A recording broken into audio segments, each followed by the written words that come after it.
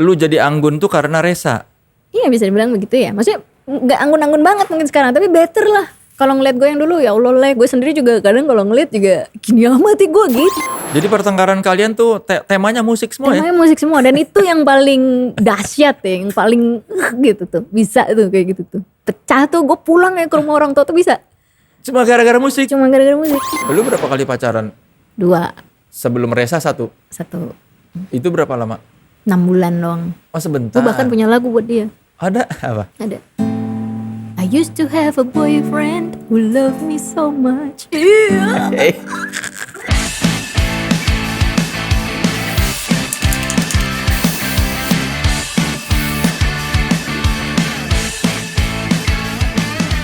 Halo teman sekelas, saya Soleh Solihun. Ketemu lagi di Podcast Naik Kelas. Podcastnya mereka yang terus berkarya namun tetap otentik. Bintang tamu kali ini adalah seorang kawan lama saya yang saya setiap ingat London, ingat dia karena pertama kali saya ke London adalah bersama dia ya. Tapi sekarang dia sudah jadi ratu di Pamulang. Jadi tokoh ya, tokoh anak muda, opinion leader, wah pokoknya malah kebanggaan Pamulang. Sudah tahu dong siapa yang saya maksud. Pokoknya kalau dengar lagu-lagunya itu langsung adem. Wah, hari-hari yang tadinya berat terasa jadi jauh lebih enteng. Oke, teman sekelas. Ini biasanya beliau ini selalu berdua. Kayak Jun dan Jun ya. Kalau sekarang sendirian. Pokoknya ya pasangan manis ini terpaksa harus meninggalkan dulu pasangannya sementara dan sekarang solo ya. Tapi tetap tampil maksimal dong meskipun solo ya. Oke teman sekelas, boleh beri tepuk tangan yang meriah untuk Endah Widyastuti. Apa jadinya? Apa rasanya lu tanpa suami? Gue ada gugupnya juga sih, karena biasanya kan gue selalu sama suami gue ya. Kalau misalnya lagi di interview atau ketemu siapa gitu.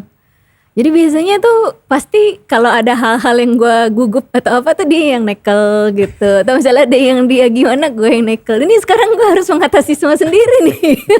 Apa pesan dia waktu lu berangkat?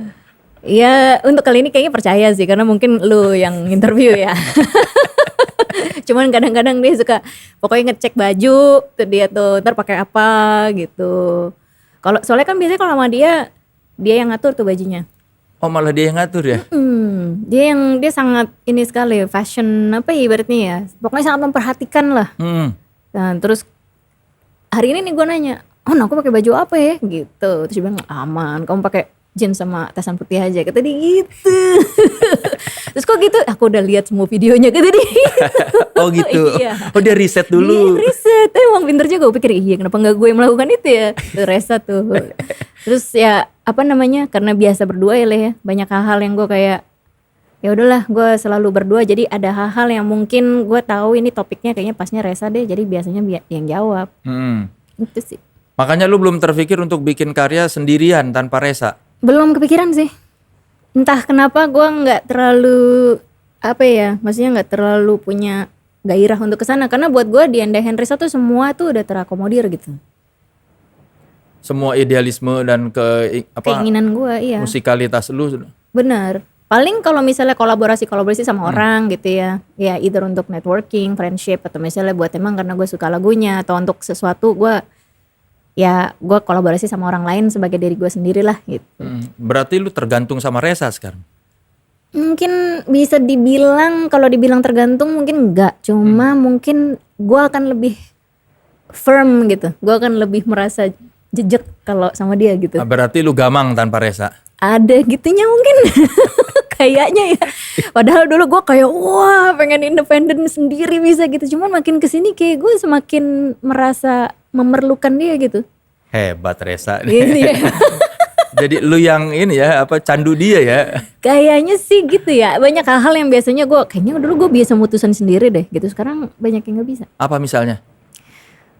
Keputusan-keputusan apa ya, misalnya kreativitas, keputusan-keputusan tentang misalnya keuangan apalagi gitu. Padahal sebenarnya ya gue yang ngatur gitu. Cuman gue tetap kayak harus ada afirmasi gitu dari dia. Gitu. Berarti bukan lu yang ngatur kalau afirmasi dari dia kan? Iya, sebenarnya sih dia mempercayakan gue, hanya entah kenapa semakin kesini gue merasa semakin harus banyak berkomunikasi soal itu gitu. Nggak bisa gue punya satu, bukan kebebasan ya, tapi istilahnya otoritas lah. Dan gue memilih untuk itu gitu semakin kesini. Karena apa? Karena gue merasa apa ya, gue merasa lebih enak aja sih, lebih nyaman, lebih yakin. Iya kan pernikahan lu kan udah makin lama tapi malah lu makin tergantung sama suami ya. Iya, itu juga gue heran karena mungkin gue juga menyadari gitu bahwa gue mencapai sini sebenarnya juga karena banyak keputusan-keputusan dia yang diambil gitu. Jadi gue nggak ingin juga melepas itu juga gitu. Apa keputusan yang menurut lu, wah ini saran dari Resa yang menurut lu, wah ini kalau tanpa dia gue nggak akan bisa begini. Tanpa dia nggak akan ada Enda Resa. Jadi memang Enda Resa itu adalah konsep yang memang dia yang bikin gitu. Karena dulu gue pengen solo kan sebenarnya sendirian gitu. Terus kemudian dia bujuk sih. Cuman ya dia membuktikan lah kalau oh ya dengan ada dia tuh ada diferensiasi. Itu kan penting ya. Oh iya bener juga nih gitu, secara logika masuk gitu. Ya udah akhirnya terjadilah Enda Resa gitu. Terus kemudian keputusan-keputusan seperti misalnya contoh ketika waktu awal kita mau menunjukkan bahwa kita berdua mau menikah. Itu Resa yang mengatur strategi bagaimana caranya meyakinkan orang tua. Karena waktu itu kan kita berdua musisi nih. Dan banyak keraguan kan. Ya maksudnya entah itu di keluarga kecil ataupun di keluarga besar. Keluarga kecil sih kelihatannya baik-baik aja ya. Cuman kan kadang-kadang keluarga besar nih yang wah mesti cari kerja dulu apa segala macam. Gitu. Cuman kemudian akhirnya sama Mas Resa dia membangun strategi, kayaknya kita harus menunjukkan kalau kita bisa nih membina rumah tangga sebagai pasangan suami istri gitu. Terus gimana caranya? Kita beli mobil. Berat banget ya. Sedangkan gue tuh nggak pernah dihadapkan dalam situasi kayak gitu. Gue nggak pernah punya cicilan sebelumnya. Gue nggak pernah maksudnya beli mobil ya pas pakai punya bokap gitu kan. Jadi akhirnya si Resa tuh yang memutuskan untuk kita beli mobil dulu, nunjukin ke orang tua kalau kita tuh bisa membiayai diri kita sendiri gitu. Terus gue kan pikir kenapa harus mobil gitu kan. Maksudnya bisa aja kita tunjukin tabungan kayak atau apa. Tapi dia bilang ya begini caranya kalau mau ngeyakinin keluarga. Bener lah. Begitu beli mobil, wah jadi omongan sekeluarga tuh. Wah Resa beli mobil hebat ya gitu. Udah mulus lah gue akhirnya mau menikah sama dia. Nah gitu tuh. Jadi dia tuh kayak punya apa ya, dia tuh punya sense terhadap strategi untuk achieve apa yang dia pengen gitu. Dia itu optimistis berarti ya? Optimistis sih ya, optimistis dan dia tuh sangat taktis gitu. Cuma mungkin orang gak banyak menyadari ya, karena bukan tipikal orang depan kan dia. Iya. Ya, jadi dia kayak ibaratnya mungkin plannernya lah gitu loh, strategis ininya lah. Orang lihat tadi panggung senyum-senyum doang, kan, kalem, main bass, gitu-gitu. Iya, cuman dia yang ngatur semua itu dia. Ya itulah, sampai mimpi-mimpi untuk kayak bikin manajemen sendiri, apa sendiri, itu tuh dari dia semuanya gitu. Sedangkan kalau gue kayak, akhirnya selama ini gue menyadari, iya sih banyak mimpi-mimpi gue yang terwujud juga karena dia gitu. Apalagi misalnya selain ini, apa? Selain itu misalnya keputusan untuk di pandemi kemarin itu juga termasuk memukul lah ibaratnya, karena ya pertama nggak ada panggung, yang kedua Earhouse nggak berjalan. Maksudnya nggak berjalan dalam arti tadinya kan Earhouse adalah tempat komunitas ya, banyak kegiatan di situ, komunitas-komunitas beraktivitas. Terus kemudian dalam setahun tuh benar-benar stop aktivitas, bahkan sempat tutup lah beberapa bulan.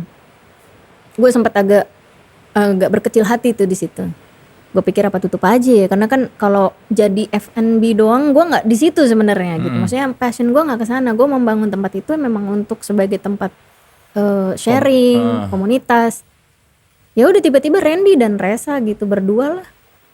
Kita bawa aja barang-barang di rumah, rekaman-rekaman ke lantai atas Earhouse. Jadi Earhouse kan lantai 2 tuh, ada lantai 2-nya yang masih ibaratnya masih kosong lah, cuman tempat merchandise sama foto-foto.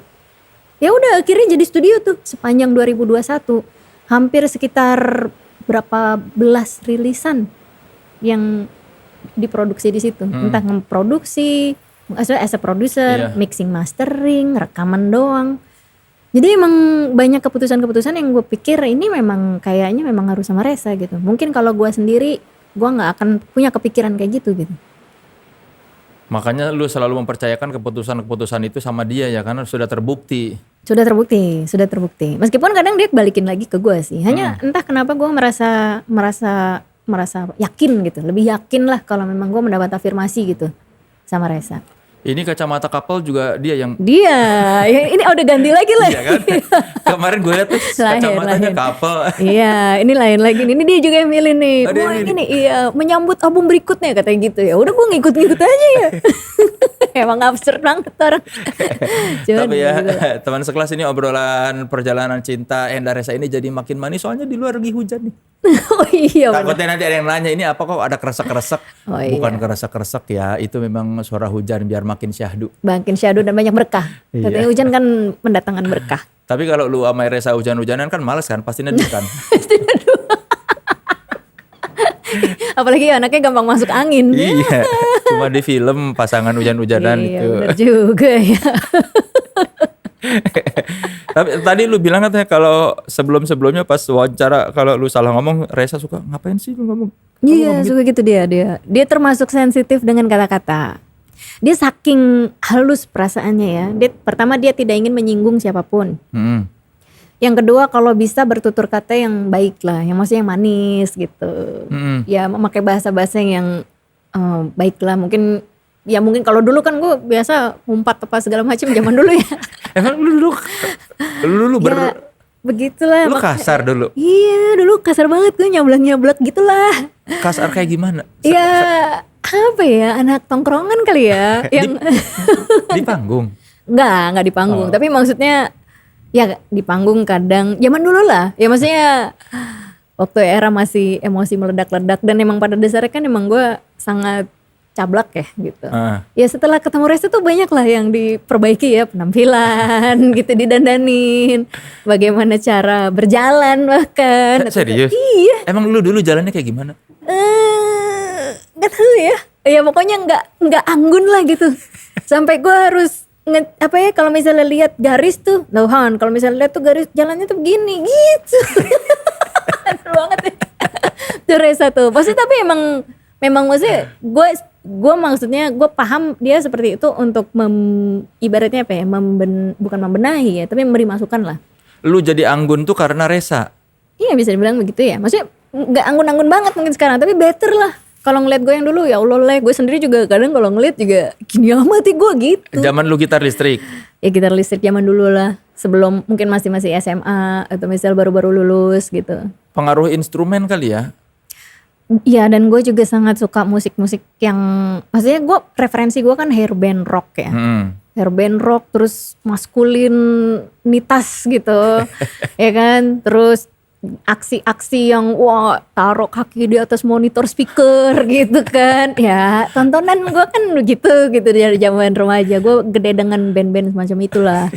Nah sedangkan Reza sangat soft banget referensinya. Paling kenceng mungkin ya Primus, Limp Bizkit gitu. Oh paling kencang buat dia Limp Bizkit. Limp Bizkit kencang tuh gitu. Ya kalau gue kan sempet dengerin Testament, Napalm Death gitu-gitu kan. Katanya lagi kecil Van Halen. Iya Van Halen kesukaan gue dan nyokap gue. Lu didengerin atau dikasih tontonan? Sebenarnya dari abang gue sih. Nah cuman abang gue itu kemudian ya biasa kalau di keluarga tuh biasanya abang gue tuh yang bikin playlist ibaratnya ya, playlist tren lah. Dia dengerin apa semua dengerin gitu. Lu berapa bersaudara? Gue bertiga.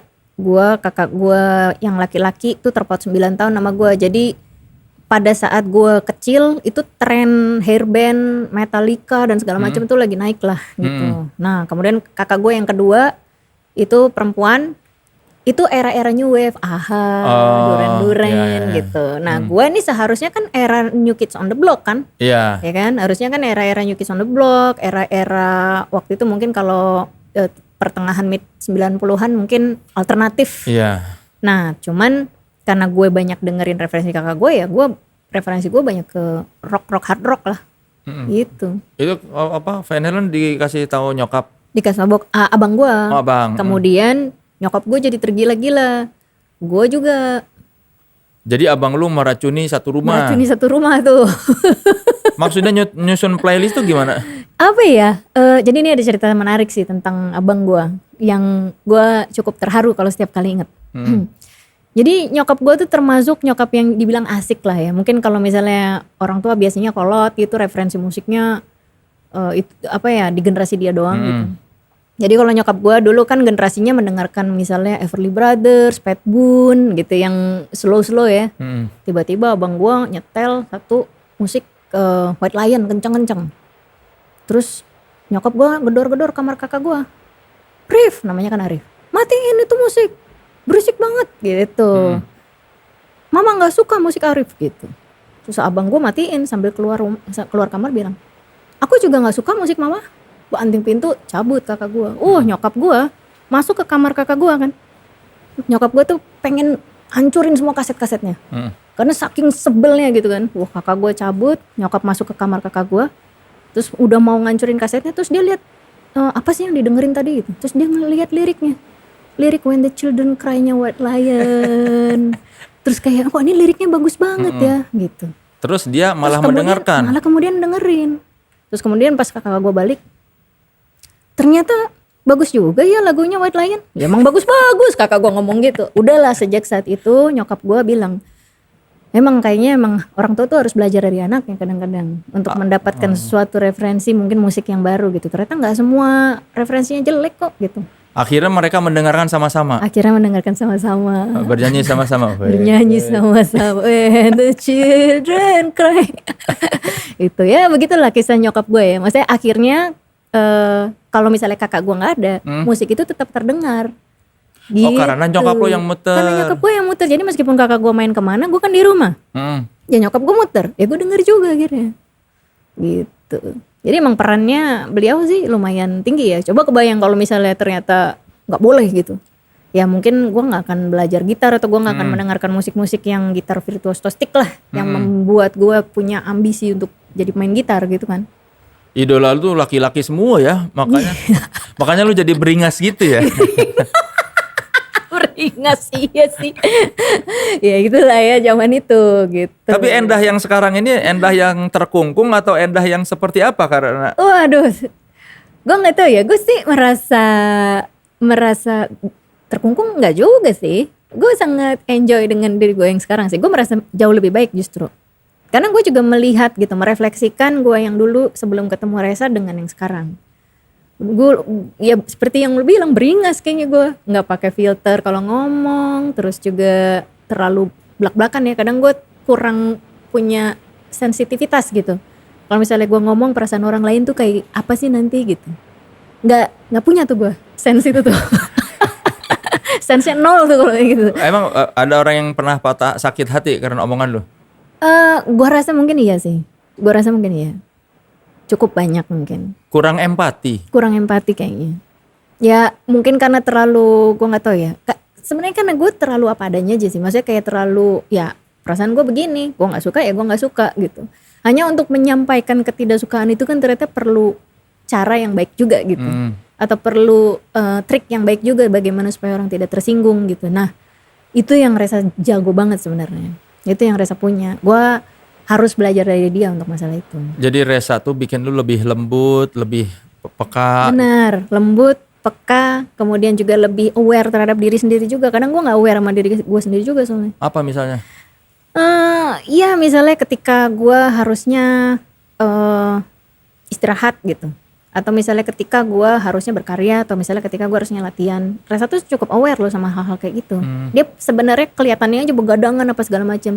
Tapi gue tahu dia mengerjakan sesuatu. Dia sangat aware kapan dia harus latihan. Dia sangat aware kapan dia harus istirahat.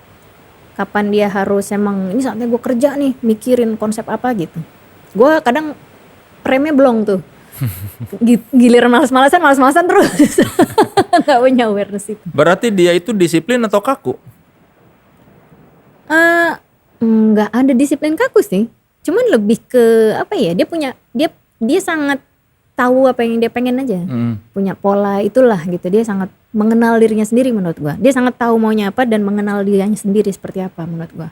Dari awal gua ketemu dia. Sedangkan gua tuh nggak punya itu. Gua tipikal yang sangat absorb banyak hal. tapi outputnya gue nggak benar-benar tahu gue pengen jadi apa. Itu terbukti dengan misalnya gue belajar banyak genre musik gitu ya, tapi gue sendiri sebenarnya nggak tahu nih jati diri gue kayak apa gitu. Sedangkan Reza dia sangat spesifik, gue pengen belajar ini karena gue mau begini gitu. Jadi dia orang yang sangat output minded kali ya, keluarnya akan jadi apa nih. Sedangkan kalau gue absorb dulu yang banyak, yang mana gue sebenarnya juga nggak tahu ini bisa gue apain gitu. Tanpa Reza mungkin musik lu gak akan seperti sekarang ya? Nggak, gue yakin banget nggak sih. Karena memang di band-band gue sebelum sama Reza ya, maksudnya sebelum Reza menjadi produser, gue memang nggak merasa ada keistimewaan juga sih. Cuman memang pada saat itu mungkin ya namanya anak band ya, ini band paling keren kan selalu begitu ya. Anak band tuh selalu merasa lagu bandnya paling bagus atau bandnya paling bagus. Tapi itulah kenapa ada gunanya produser atau misalnya ada orang lain atau mungkin ada satu orang di dalam band itu yang emang punya bakat atau punya sense sebagai produser gitu yang dia bisa ngeliat big picture-nya gitu. Nah gue mungkin gak miliki itu. Dan itu tuh memang baru gue akui tuh kayak ya setelah album ketiga album 4. Lama Album dong. pertama kedua tuh masih ngeyel gitu kan, wah makanya lama banget maksudnya apa berantem mulu gitu. Tapi memang prosesnya emang bener juga, emang harus percaya aja gitu. Lu tambeng berarti. Tambeng. Baru setelah 4 album baru ngeh ya. Ada Baru ngeh. bahwa suami itu bener. Masih ya, padahal pacaran udah 5 tahun. Album kedua 2010. Berarti cukup lama ya, butuh 6 tahunan lah. 6 tahun 7 tahun untuk ngeh bahwa iya ini emang lu bener gitu. Tapi lagu When You Love Someone tuh itu tercipta sebelum ketemu Reza ya? Enggak, itu pas sama Reza. Itu pas lagu sama Reza. pertama yang gue ciptain sama Reza justru. Jadi lagu pertama yang berkolaborasi berarti gitu ya. Jadi gue punya lagu, terus kemudian gue dengerin ke Reza, terus kemudian dia isi bassnya dan dia kayak ngasih tahu ini kayaknya kesini deh gitu. Iya berarti lu tuh udah ada lagu itu sebelum dikasih tahu. Maksudnya itu lagu dari lu. Iya lagu dari gue. Lu minta ke Reza buat digarap. Iya digarap dan dicek ini gimana bagusnya apa segala macam ya. Tapi emang itu lagu dari gue sih. Iya itu kok bisa ada When You Love Someone. Kalian sudah pacaran waktu itu? Udah. Tapi bukan tentang gua sama Reza memang. Oh, bukan? Bukan. Itu memang itu sebenarnya tentang apa ya? Tentang teman lah gitu. Yang ibaratnya kayak kalau dulu gua nggak tahu sekarang ya. Tapi kalau dulu tuh kalau perempuan mengutarakan perasaan duluan tuh kayak sesuatu yang gimana Tabu. gitu. Iya, nyatain duluan, entah jadi gosip di tongkrongan atau apa gitu. Kalau sekarang kayaknya cuek ya. Mau cewek cowok yang nyatain biarin aja gitu. Cuma kalau dulu tuh kan masih kayak gitu tuh. Kalau lagu tentang kalian apa aja? Kalau tentang kami berdua tuh Menua Bersama itu yang sangat personal. Itu dibikin pas lagi berantem leh. Kenapa berantem? Kenapa? Berantemnya karena waktu itu lagi tegang bikin album kelima tuh Regenerate ya kan. Terus kemudian ya biasa gue ngambek lah. Karena Reza itu, nah itu dia tuh dia tuh punya pemikiran di kepalanya, cuman dia gak mampu memverbalkan gitu. Kan sebel ya. Jadi gue juga gak tahu nih harus gimana gitu. Jadi banyak semacam gue gak bisa get it, lu mau ngapain gitu. Nah akhirnya tegang tuh di studio, gue ngambek. Terus Reza karena wah udah situasinya udah gak enak tuh, gue di kamar dia di teras. Terus tiba-tiba di WhatsApp gue. Padahal cuman kayak beda berapa langkah. Cuman di WhatsApp gue, Hon ke teras deh, aku nemu lirik gitu. Nemu lirik kan. Terus gue pikir wah gue harus profesional dong. Meskipun gue kayak lagi berantem, oke lah kalau untuk soal musik gue profesional, gue samperin kan. Begitu liriknya gue lihat, manis banget. Menua bersamamu, menua bersamamu. Kok gue tiba-tiba lupa liriknya. Tapi pokoknya intinya lagu itu, kau dan aku tak surut waktu merajut drama hidup sampai kita tua nanti. Waduh. Maksud gue kayak, kok dia bisa sih bikin gitu ya? Gue agak lumayan ini nih. Kok bisa sih bikin lirik kayak gini gitu? Ya akhirnya gue luluh lah. Baikan di situ, di teras, baikan. Pokoknya begitu masalah musik selesai, biasanya rumah tangga gue aman. Berarti lu tuh berantem gara-gara musik ya? Iya, banget.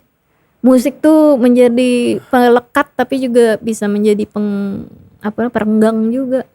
Bukan gara-gara kok nongkrong nggak pulang-pulang, bukan gara-gara hal-hal umum yang ada di rumah tangga orang lain ya? Itu nggak ada, itu kayak gitu-gitu tuh bebas. Gue misalnya pergi nih ke mana lah gitu, terus nggak ngabarin dia, cuek aja, jadi nggak dicariin juga gue. percaya aja udah gitu. Gue mau sama siapa kek, dia sepercaya itu sih. Dan gue juga gitu, maksudnya gue kalau sama dia ya gue nggak pernah yang memiliki kecurigaan atau apa, bahkan untuk mengecek handphone masing-masingnya nggak pernah. Jadi pertengkaran kalian tuh temanya musik semua ya? Temanya musik semua, dan itu yang paling dahsyat ya, yang paling gitu tuh, bisa tuh kayak gitu tuh. Pecah tuh gue pulang ya ke rumah orang tua tuh bisa. Cuma gara-gara musik? Cuma gara-gara musik. Pernah emang? Hampir, ya itu. Yang itu. Saking gue ngerasa kayak, gue merasa pertama misalnya kayak gue merasa ide gue tidak terakomodir nih, padahal kan ini kan ada kayak gitu-gitulah. Terus gue nggak mau ini konsep albumnya mengarah ke situ kayak gitu-gitu tuh, omongan-omongan kayak gitu. Kan sebel ya, maksudnya gue merasa kadang-kadang gue didengerin gak sih pendapat gue, ada gitu. Lu ngerti gak sih ada gitu-gitunya tuh. Ya akhirnya gitulah. Bukan rumah tangga seperti pada umumnya ya berarti ya? Enggak sih kayaknya, kalau itu kayaknya aman lah, gak terlalu gak terlalu bikin ribut itu justru. Berarti kalau dari sisi suami istri kalian tuh harmonis ya sebetulnya ya? Mungkin, gue juga nggak tahu sih. Maksudnya karena hubungan kita kan sebagian besar bahkan di rumah pun pasti ngomongin musik ya. Jadi nggak pernah terlepas di luar itu sebenarnya, hampir. Iya. Ya aman-aman aja gitu, maksudnya ya udah kayak temen ngekos bareng gitu loh. Kayak teman band, terus ngekos bareng-bareng gitu ya. Terus wah kalian habis, oke gimana nih gitu. Ada yang nyari, tapi misalnya mau buka puasa nih, cari apa nih gitu. Ada gitu-gitu aja. Iya, jadi urusan rumah tangga tuh tidak jadi masalah buat kalian ya? Enggak, itu gampang banget solve problemnya, aman lah. Jadi malah urusan kreatif yang... Iya, itu dia. Aneh. Unik sekali nih pasangan ini. Aduh, ya begitulah lah kira-kira lah. Berarti ini kalau teman-teman kru dan inner circle kalian mah udah tahu ya nih kalau lagi berantem gini pasti ada apa lagi nih musik urusan. Udah tahu. Biasanya kalau nggak album gitu kan, terus memang misalnya lagi hektik si Mas tuh, lagi mixing, mastering dan lagi serius sekali nggak bisa diganggu, itu biasanya gampang tense dia. Jadi biasanya anak-anak minggir tuh, oke gue kasih ruang dulu deh buat Mas Resa gitu. Kayak gitu-gitu tuh. Emang pokoknya musik lah, biang keroknya. Jadi buat Endah Resa itu kalau yang persoalan rumah tangga domestik yang lain berat, buat kalian enteng ya? Iya termasuk enteng sih. Asal jangan bicara musik, baru itu berat. Itu berat tuh. Pokoknya kalau permasalahan musik, wah itu harus serius tuh. Kalau permasalahan masak, atau misalnya menu, atau misalnya wah atap bocor nih, gimana ya? Itu gampang lah, tinggal beresin, aman lah gitu. Nggak ada tuh, jadi kamu laki benerin dong, nggak ada gitu. Nggak ada, santai aja. Oke siapa yang bisa nih ke bengkel? Wah nggak ada waktu ya, udah gue yang berangkat gitu. Atau benerin apa dia nggak bisa, gue yang ngerjain. Atau misalnya gue yang nggak bisa, dia yang jalan gitu. Sesimpel itulah. Cuma kalau musik emang sensitif. Tapi ada lagu yang bikin lu yang lu bikin ketika lu sebel sama Resa? Nggak ada sih. Gue pastikan nggak ada. Jadi bukan kekesalan sama suami tidak pernah diuluapkan didokumentasikan dalam karya ya? Enggak, karena kalau gue menyadari bahwa ketika sama Endah Resa gue kan akan main sama dia ya. Jadi kalau misalnya gue meluapkan kekesalan itu dalam lagu dan gue harus membawakan, berarti gue harus inget tuh hal yang nyebelin dia sedangkan dia main sama gue. Ikan rasanya jadi kayak aduh nih apa sih gitu. Jadi lebih baik tidak dicatat. Lebih baik tidak dicatat. Itu akan jauh lebih menyenangkan lah. Tapi kalau misalnya kesel dengan orang lain bisa gue tulis gitu. Atau misalnya perasaan gue nggak comfortable dengan orang apa segala macam. Cuman biasanya kalau untuk hal-hal yang berkaitan sama Resa, gue akan selalu yang indah-indah lah. Perasaan-perasaan yang baik lah. Karena ya kita ketemu terus nih. Itu kan energi yang harus dijaga sebenarnya. Pokoknya kalau sama Resa memori yang manis-manis aja gitu. Iya, manis-manis aja. Yang enak-enak nggak usah diinget. Tapi ini nggak me time-nya kalian gimana? Nah itu dia, wah me time ya. Ini seru nih kalau ngomongin me time. Me time-nya gampang sebenarnya. Main game aja kalau gue sama Mas Resa tuh. Main game kan? Main game. Sendiri-sendiri? Sendiri-sendiri. Lu main game apa? Ya gue kadang main game ya modelan MOBA gitu lah. Kalau misalnya Mas Resa biasa konsol, dia sangat bisa tenggelam dalam game gitu. Jadi kalau dia mau me time, kasih dia waktu bebas selama seminggu misalnya, lu boleh main game seharian, itu dia happy banget. Itu me time-nya dia. Gitu. Kalau gue sebenarnya juga sama sih. Maksudnya kalau gue dikasih waktu untuk seminggu main game doang, ya gue senang banget juga sama. Jadi gampang. Jadi ada momen misalnya dia lagi main di Gue main MOBA, dia main konsol, tapi sebelahan. Udah itu gue bilang itu me time. Oh, nggak saling ngomong tapi pada main game. Nggak, tapi sendiri-sendiri gamenya. Atau misalnya gue yang main konsol, dia yang main MOBA gitu. Ya itu udah cukup banget. Atau kadang-kadang kita cari game yang bisa main berdua, yang kooperatif gitu. Itu kan juga ada tuh. Ya, jadi kita main berdua, gitu aja. Udah bukan me time dong kalau Oh, main bukan me berdua. time ya. Tapi lebih seru kadang-kadang. Apa sih me time? Udah main berdua aja gitu. Kalian tuh bukan tipe yang pengen ya harus selalu ada waktu buat meluangkan dari pasangan. Nggak jenuh ya? Nggak jenuh ya berdua terus ya? Enggak sih. Karena mungkin hobi kita sama ya. Maksudnya ya musik lah of course. Sama game kan. Dan buat gue kayak me time untuk alasan aku pengen sendiri tanpa suami gue. Itu buat gue sih nggak berlaku di gue gitu. Karena memang gue nggak ada bedanya sih ada suami emang nggak gitu. Maksudnya dalam artian ya happy-happy aja. Ya kadang orang kan suka pengen cowok-cowok main doang atau sama cewek-cewek main doang. Enggak sih gue. Tep- Gue merasa kalau bisa sharing kebahagiaan dan sharing interest gue sama Reza tuh gue merasa lebih happy gue justru. Tapi lu ada best friend cewek-cewek doang yang dari dulu sampai sekarang teman lama gitu?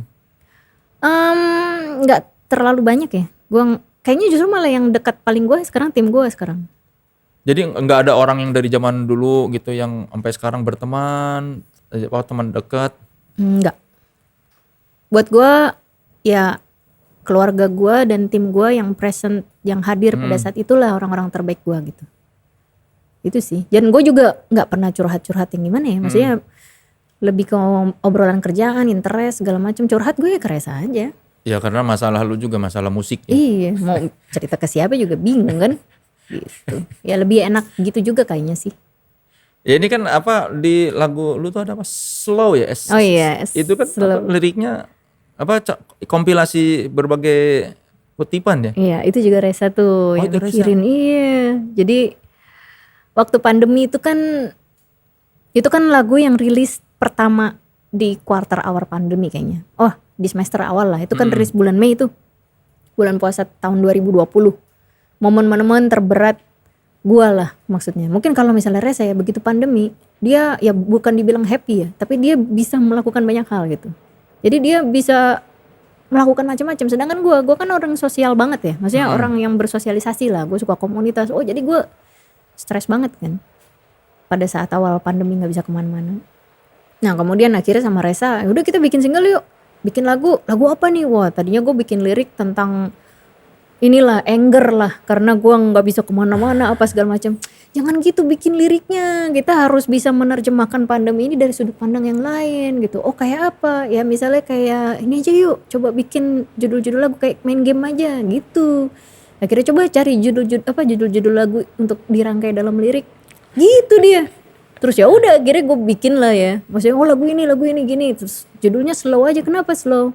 Soalnya pada saat pandemi semua berjalan dengan lambat gitu. Jadi nanti kita video klipnya kita slow motion tuh. Nah Reza tuh kayak gitu tuh. Jadi kayak dia tuh membayangkan pandemi ini menjadi sesuatu yang menyenangkan. Lu bisa melakukan sesuatu di rumah, menikmati waktu yang lambat, dan lu tetap happy. Kan video klipnya juga gitu ya. Ada yang slow mo lah, yang gua lempar-lemparan apalah sama kucing gua lah segala macam. Itu semua dilakukan di rumah kan. Cuma pakai kamera handphone. Dia ngedit sendiri, dia bikin sendiri semuanya. Ya udah have fun aja di rumah gitu. Gue inget banget sahur-sahur tuh bikinnya. Kalau slow itu ide siapa? Ada S-nya banyak. Mas Reza SSS. Buat menggambarkan bahwa lambat banget ya. Betul sekali. Itu dia. Bener. Itu loh Mas Reza lah. Yang milih lagu judul-judulnya siapa maksudnya? Kan ada Wanna Miss a Thing ya. Oh itu berdua sih. Nah ini kayak jamming gitu. Everything is slow. Itu Mas Reza tuh. Terus gue Mas Reza and I can see clearly now kan kayak gitu kan. Terus gue nyaut time after time gitu. Terus nyaut like I don't wanna miss a thing. Terus apa lagi ya gitu. Kayak gitu-gitu kayak emang main-main tuh lagu. Kayak apa sih kayak fill in the blanks saja. Dan itu membuat lu sedikit berkurang stres karena pandeminya. Iya, wah gue senang banget. Pokoknya intinya ketika pandemi gue bisa tetap bermusik dan berkarya sih gue senang banget. Itu makanya akhirnya itu cukup menyelamatkan sih video klip dan lagu itu sebenarnya. Menyelamatkan kejenuhan dan rasa terkungkung di dalam rumah apa segala macam. Tapi ternyata bisa juga kita syuting di rumah, nge-shoot sendiri lah, apalah bikin dan keren gitu maksud. Ya at least keren menurut gua gitu ya sama Mas Reza. Cuman ya bisa-bisa aja. Berarti Resa tuh lebih betah tinggal di rumah lama ya daripada lu ya? Iya. Dia nggak masalah. Dia pokoknya sangat apa ya, dia kalau bisa sendirian dia. Maksudnya dalam arti nggak terlalu banyak orang ya. Ya minimal ada gue lah gitu. Cuman dia tuh suka kalau lagi ngerjain sesuatu nggak suka di distract kan. Dia bisa gambar, dia bisa ngapain. Jalan aja kalau bisa berdua doang dia suka berdua gitu. Itu Mas Resa tuh. Kalau Earhouse Songwriting Club itu dari pandemi juga bukan? Songwriting Club itu dari 2014. Oh, udah lama malah ya? Udah lama Itu banget. idenya karena? Jadi awalnya adalah gue tadinya bikin kelas gitar. Gue terinspirasi sama Iga Masardi sama Adoy. Dulu mereka bikin KGG, kelas gitar gratis. Yang dulu di Taman Suropati, terus kemudian di Fatmawati juga pernah mereka bikin. Nah gue pengen bikin gitu juga di Earhouse. Tapi ternyata kemampuan mentoring gue untuk gitar tuh kayaknya sulit. Karena yang datang kan beragam tuh. Gue juga gak tahu tuh metodenya Iga sama Adoy bagus sekali. Dulu dia bisa memanage orang dengan banyak skill ya, tingkatan skill, tapi tetap bisa main bareng gitu. Nah, gue belum bisa tuh yang kayak gitu. Akhirnya gue pikir, wah apa ya ini orang-orang yang udah pada ngumpul, udah pada rutin gitu kan. Waktu itu Senin sore lah. Akhirnya gue bikin aja songwriting deh. Kalau nulis lagu gue yakin semua orang bisa. Kalau ada yang belum pernah bikin sama sekali, gue jamin begitu datang pasti paling enggak lu bisa lah dikit gitu. Ya gitu, jadi kayak terinspirasi dari situ. Jadi shifting dari yang tadinya kelas gitar kemudian jadi kelas nulis lagu. Dan ini salah satu upaya lu buat memberi kepada komunitas. Iya banget sih. Gue gede dari komunitas soalnya dari warung apresiasi, KJK, kelompok jazz, komunitas jazz Kemayoran kan, warung apresiasi. Terus dulu kalau misalnya jamming di Club 45 Jazz. Terus ya banyak lah komunitas-komunitas ya. Dan mereka tuh banyak memberi kesempatan ke gue lah. Entah untuk perform, jamming. Atau misalnya tiba-tiba misalnya kayak komunitasnya misalnya Om Benny Likumahua dulu almarhum. Beliau tiba-tiba ngajak gue main. Itu kan sebuah privilege ya. Kayak wah gila gue dipercaya untuk main gitu. Dan akses itu sih sebenarnya yang gue pengen lakukan. Dan gue pengen give back gitu. At least ada kesempatan untuk teman-teman punya chance untuk perform, untuk main, untuk kenal sama mungkin orang-orang yang mereka wah dia udah duluan bermusik lah atau segala macam kayak gitu. Di Earhouse Songwriting Club ini waktu itu kan ada orang yang dari Sukabumi segala ya? Ya Sukabumi. Jauh-jauh ke Pamulang. Iya loh, gue juga heran. Padahal juga. Sukabumi loh. Sukabumi ke Pamulang itu dari ujung ke ujung. Iya, dan namanya Agung. Dan ternyata dia di Sukabumi itu termasuk ibaratnya apa ya, termasuk besar lah. Maksudnya dalam arti dia juga punya komunitas, dia punya studio ternyata, dan dia produser juga. Hanya memang ya ibaratnya apa ya, dia begitu rendah hatinya datang dan belajar, padahal gue tahu dia sebenarnya mungkin jauh bisa lebih bagus dari gue gitu. Cuman ya itulah yang unik-unik lah dari Earhouse. Dan segala macam orang dengan segala macam profesi ya, yang waktu gue ketemu tuh.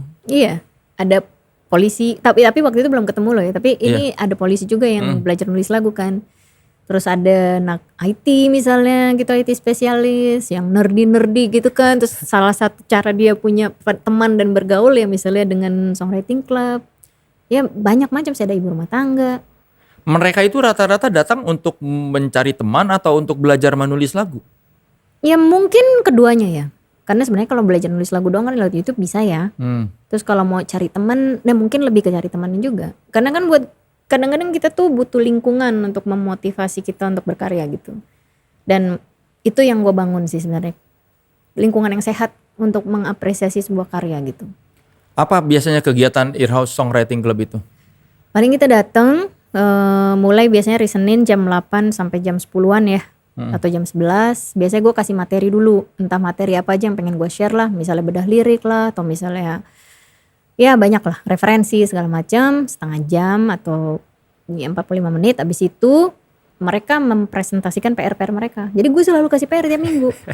Misalnya PR tentang apa gitu, gue kasih tema. Atau misalnya kalau PR yang mau teknis dikit, bikin lagu dengan birama misalnya, hitungan 4/4 atau misalnya 6/8 gitu. Atau misalnya bikin lagu gue tentuin objeknya gitu atau temanya. Atau misalnya dengan lirik, bikin lagu yang liriknya deskriptif atau hiperbola.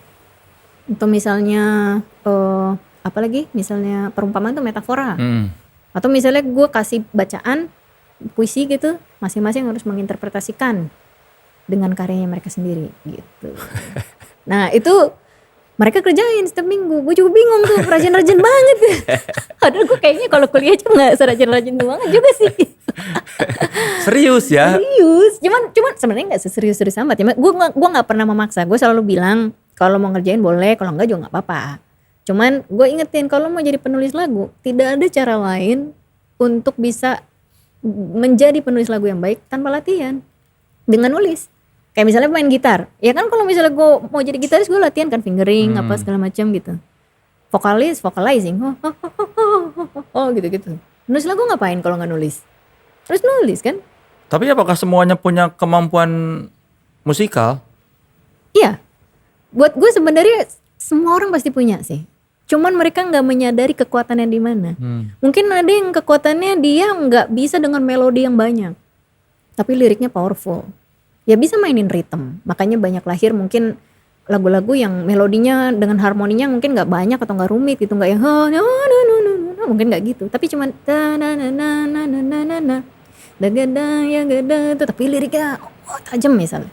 Itu kan juga udah songwriting. Atau misalnya cuman ritme aja terus cuman cuma gitu doang. Jadi lagu. Maksud gue kan lagu tuh kan luas banget ya. Gak harus lagu yang melodius, gak harus dengan lagu chordnya banyak. Satu chord aja sekarang bisa. Gitu maksud gue. Ya semua orang gue yakin punya sense itu. Apalagi kita orang Indonesia ya. Influence musik tuh buat kita tuh udah kayak sehari-hari gitu. Jadi kayak tinggal itu aja digali. Lu kuat di mana nih gitu. Lu kuat yang mana, lu kuat yang mana gitu. Dan lu di situ memfasilitasi itu ya, mengarahkan mereka kemana? Iya nggak mengarahkan, mereka nyari sendiri lah, capek banget gue.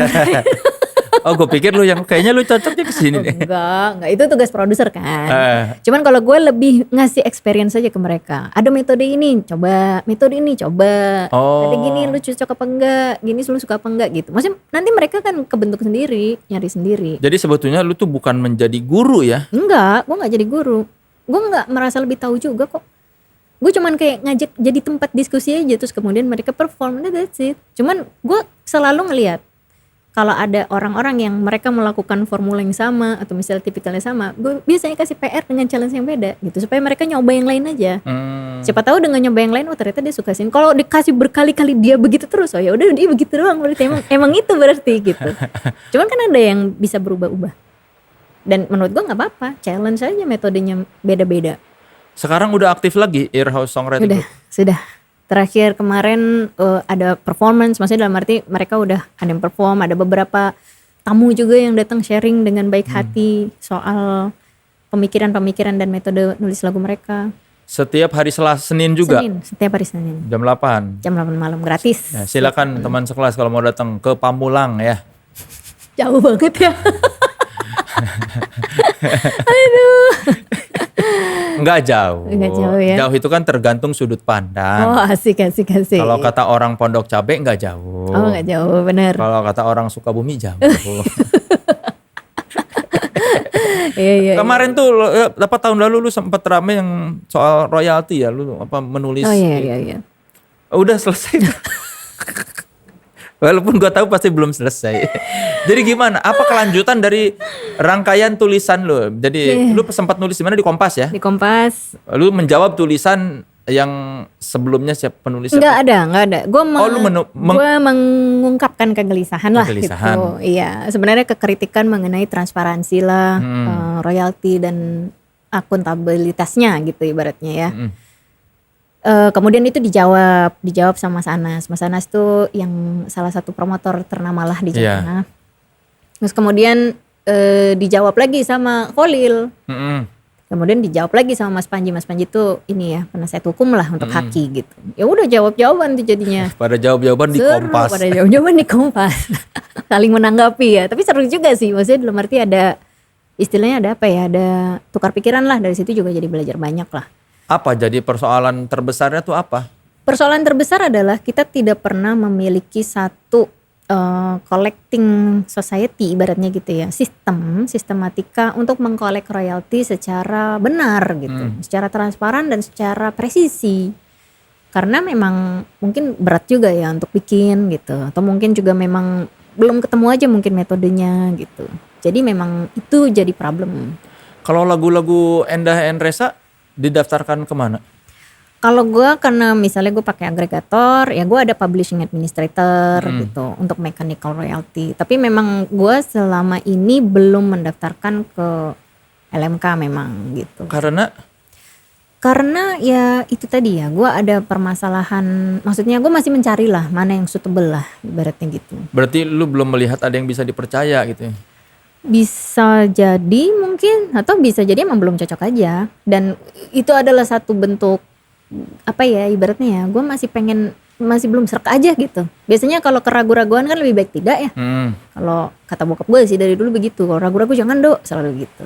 Ya gitu aja sih. Tapi kan katanya ada yang peraturan itu loh, kalau lagu-lagu yang tidak terdaftar itu nanti diambil haknya, terus Iya, bener sih. dibagi ke orang kan pada akhirnya. Tapi tahu dari mana juga ketika misalnya gue menerima apakah itu hak gue benar atau tidak? Karena kan tidak ada laporannya. Maksudnya kekhawatiran itu menjadi dua. Apakah gue menerima yang sesuai hak gue atau tidak menerima gitu ya? Tidak menerima hak gue atau gue menerima tapi itu bukan hak gue. Ya, hak orang. Hak orang. Nah itu kan yang sebenarnya kalau buat gue pribadi ya agak-agak khawatir gue sebenarnya. Jadi ya lagi pula gue mungkin lagu-lagu gue seberapa sih lah gitu, misalnya ya udahlah nggak apa-apa lah, ibaratnya gue mungkin gitu dulu ya, masih bisa mengikhlaskan dalam artian daripada gue mungkin nggak seret atau gimana, yang lebih baik mungkin gue nanti dulu deh, gue melihat perkembangan, tapi mungkin akan lebih baik gitu ke depannya. Ya gue pernah dengar cerita Pongki tuh, Pongki menyayangkan ini Endah Endresa pencipta lagu yang bagus, sayang sekali tidak mendaftarkan. Ya Pongki betul. sering ngomong ke lu gitu. Dan sebenarnya juga gue tahu, gue sudah tahu sebelum gue nulis di koran, gue sudah tahu sebenarnya problem itu. Cuman memang gue ya itu aja ya, hatinya belum bisa menempatkan gue di mana gitu. Waktu Indra Lesmana bikin apa gerakan itu apa sih? Oh, Ampli. Ya, Ampli. Asosiasi Musisi Pencipta Lagu. Ya. Lu ikutan ke sana? Gue ikutan gue. Oh, karena lu menganggap ya kan ada yang pro dan kontra kan, ada yang pro ke Ampli, ada yang pro ke yang lainnya. Iya, ya kalau gue sih simpel aja ya. Setiap minggu gue ketemu dengan penulis lagu. Dan itu sudah ini generasi keberapa? Kalau di WhatsApp grup itu udah 100-an orang. Di WhatsApp grup Songwriting Club gitu.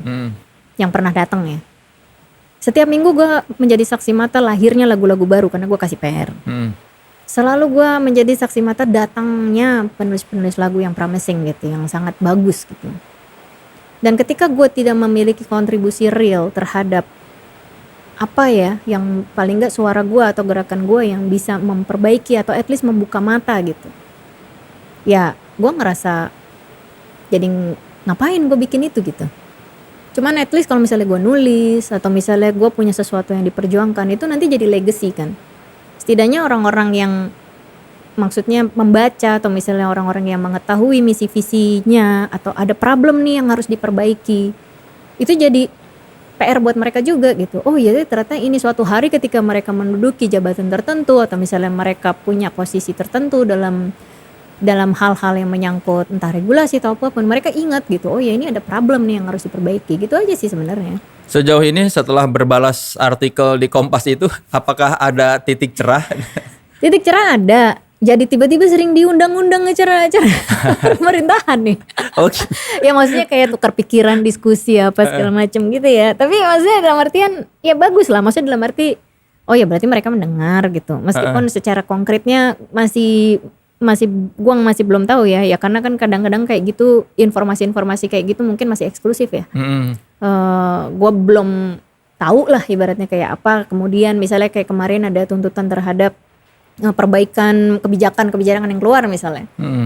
Ya kita diajak diskusi atau diajak ngobrol, cuman ya belum ketahuan juga nih nanti resultnya akan seperti apa gitu. Cuman at least kalau udah bisa didengarkan itu jauh lebih baik lah. Minimal apa yang berwenang sudah membaca unek-unek lo gitu. Betul, itu kan sebenarnya apa ya hal yang baik ya daripada nggak sama sekali. Kalau zaman dulu kan kita mau ngomong dikit aja nggak boleh ibaratnya gitu ya. Cuman sekarang ya not bad lah, meskipun gua akan baru bisa memberikan kredit ketika emang sudah jelas ada perubahan gitu. Jadi perubahan apa konkretnya? Siapa tahu orang yang nonton lagi di sini. perubahan konkretnya ya semoga. Ya kemarin kami dari Ampli gitu sempat ngasih banyak-banyak poin tentang bagaimana sebaiknya Permenkumham 20 itu diperbaiki yang tuntas gitu ya, sehingga berujung kepada mungkin perbaikan atau misalnya pembatalan PP 56. Karena banyak sebenarnya aturan-aturan di situ yang gak relevan dan mungkin memberikan wewenang berlebih kepada pihak ketiga, dan itu mungkin bisa dibenarin mekanismenya, tendernya juga untuk mengelola royalti pencipta lagu. Mudah-mudahan itu segera diperbaiki gitu, karena ya mau bagaimanapun itu dana masyarakat, dana pencipta lagu, dan sepertinya pencipta lagu punya suara kok untuk bisa mengeluarkan atau untuk bisa memberikan pendapat dan menuntut yang terbaik lah untuk mekanisme-mekanisme itu gitu. Ya, semoga yang berwenang nonton ya dan dengerin. Kayaknya udah tahu sebetulnya ya. Iya, udah tahu kok. Cuma iya. Ribet. Cuman nggak apa-apa. Kalau gue seneng kok jadi nyamuk. Meskipun kecil. Iya, yang penting orang Cuman, ini apa sih gitu ya. Iya, emang kan dari dulu gitu ya. Iya. Musisi kan, masih seniman kan seyogyanya begitu sih.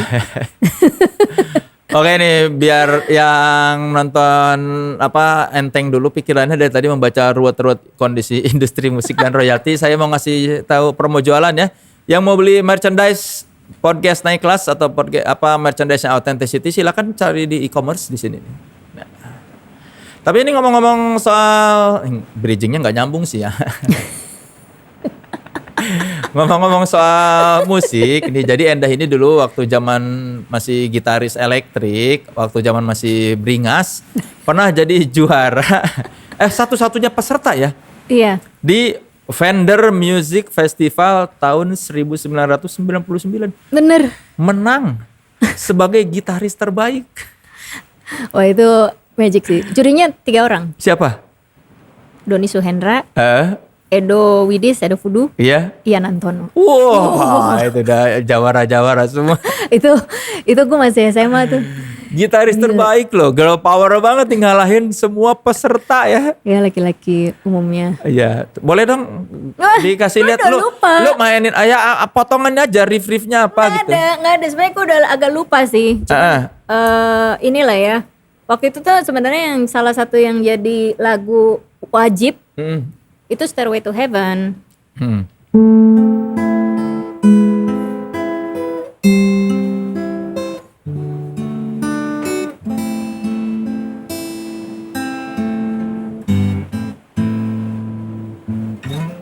Gitu doang. Waktu itu pakai Fender mainnya, karena kan Pakai Fender gitar vokal? Enggak. Oh, memang beneran instrumental? Iya. Lu bawain Stairway to Heaven satu lagu full? Iya, jadi gue main ininya, ada MIDI tung tung tung, bunyi MIDI kan nih.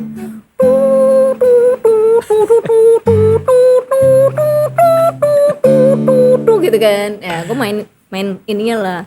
Terus kemudian ya ada bagian tengah tuh gue solonya si siapa? Jimmy Page ya, gitaris Led Zeppelin. Nah itu gue ambil, cuman gue improvisasi. Oh, interpretasi lu. Interpretasi gue. Makanya gitu. jadi gitaris terbaik karena ini mah. Kayaknya gitu. Jadi gue nggak plek sama sebenarnya. Bahkan dari sound juga gue cari yang sound yang agak beda gitu. Ya sebenarnya karena nggak mampu beli efek macam-macam juga sih. SMA kelas berapa? SMA kelas lupa gue, kelas 2 SMA kayaknya. Apa hadiahnya? Juara gitaris terbaik tuh? Gitar juga. Apa Fender? Lupa gue, Squier kayaknya. Fender Squier. Oh, Fender murahnya ya. Padahal Fender Music Festival ya, Iya, tapi iya. hadiahnya Squier. tapi nggak apa-apa lah maksud gue. Iya. Ya sama ada uang kayaknya, tapi gue lupa deh apa duit. Lupa gue nggak terlalu mikirin soalnya waktu itu. Apa waktu pulang ke rumah bilang apa sama orang rumah? Nyokap sih waktu itu gue ditemenin nyokap. Ditemenin. Ditemenin nyokap. Terus? Ya nyokap seneng aja dia. Iya happy aja dia, bangga aja dia. Pada saat kapan lu bilang sama orang tua bahwa aku ingin berkarir di musik? Gue dari SMP, gue kalau misalnya lihat buku-buku SMP gue tuh, I want to be the best guitarist in the world, gitu tuh cita-cita tuh. Terus dulu namanya gue jadi Endah Metheny, karena ada gitaris jazz Pat Metheny kan. Wah pokoknya gue dulu punya email e_metheny@yahoo.com. Aduh, itu bener-bener ampun deh. Kenapa Pat Metheny? Wah, Pat Metheny sih apa ya, dia secara gitaris, komposer bagus banget sih secara, dan dia sangat modern ya pada saat itu gitu untuk menjadi komposisi, dan dia udah melampaui jazz gitu, maksudnya eksplorasinya udah sangat luas gitu, world music mungkin bahkan. Jadi lu tuh lebih ke jazz atau ke rock sih Nah sebetulnya? itu dia tuh itu gue kalau nggak ketemu Reza nggak ketemu tuh ke jati diri gue. Karena lu seneng hair metal tapi lu mengagumi gitaris jazz. Iya, jadi emang bingung, gue sendiri juga bingung sama diri gue sendiri. Kalau gaya permainan lu merasa lebih condong kemana?